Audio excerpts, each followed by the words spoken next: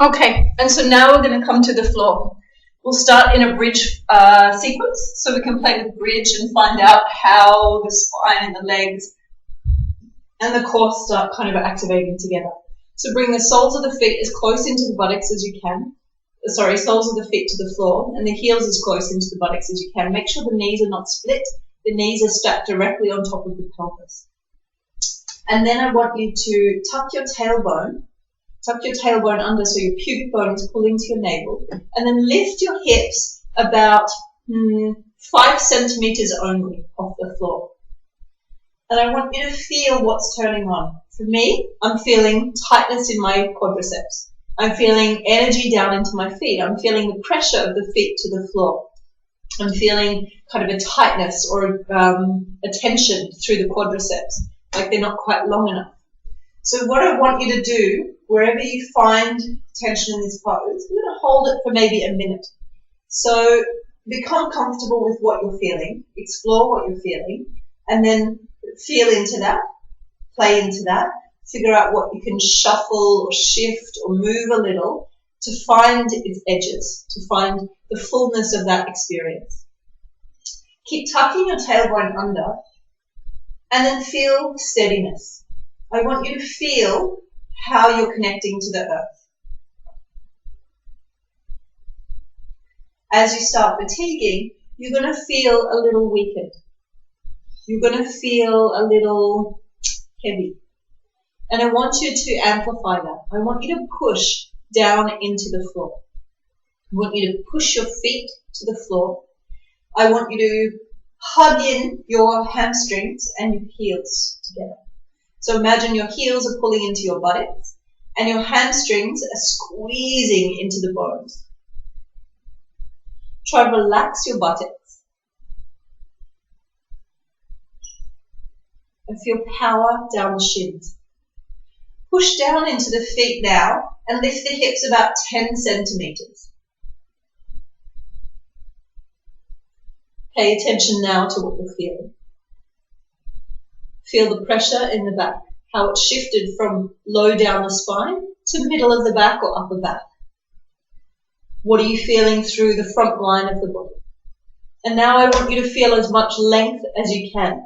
So lengthen out from the top of the iliac crest, these top of the hip bones, across the pelvis, down into the thighs, and imagine you've got laser beams on your knees. So you're getting long from the ribs, the hips, the thighs, and the knees. So see if you can create more length in the front seam of the body while activating that strength to the floor. Push the feet to the floor. Feel that stabilizer down the shin. Hug your hamstrings to the bone. Squeeze to your navel. So feel these balancing of energies. Strong feet. Long lines in the thigh. And then as you exhale, push all the way up into the shoulders. So now lift the hips to full height, as high as they'll go. And now feel the arms. Feel the contact of the shoulders, the top of the shoulders to the floor. With what pressure are you placing into the head? Can you balance out the points of support for head, arms, shoulders, and feet? Feel even pressure between all points. As you fatigue, you're going to find one area of strength turn on more, and the rest will get more and more soft. I want you to pay attention to where you're evening out your pressure, how you can even out your pressure, so you don't fatigue the strong points. You actually ask the weaker points to do a little more work.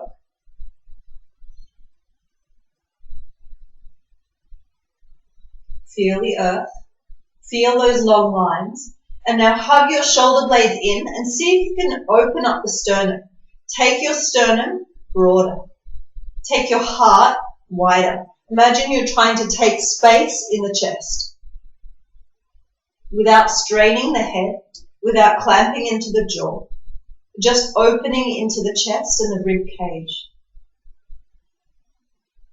Allow your body to breathe and slowly on the exhale, roll down vertebrae by vertebrae by vertebrae. Be really deliberate on placing the spine to the floor. Once the hips land to the floor, be still. Again, in classes, we're often encouraged to move immediately, but I'd really explore stillness. Explore outer stillness so that that inner movement, those inner fluctuations, those inner creations that we've kind of explored have full expression, full attention,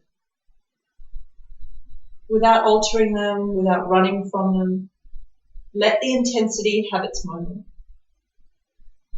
And then let it and watch it fade back into stillness. Ultimately, you are still. These movements are temporary. So explore the movement, observe the movement, but also watch it come back to stillness.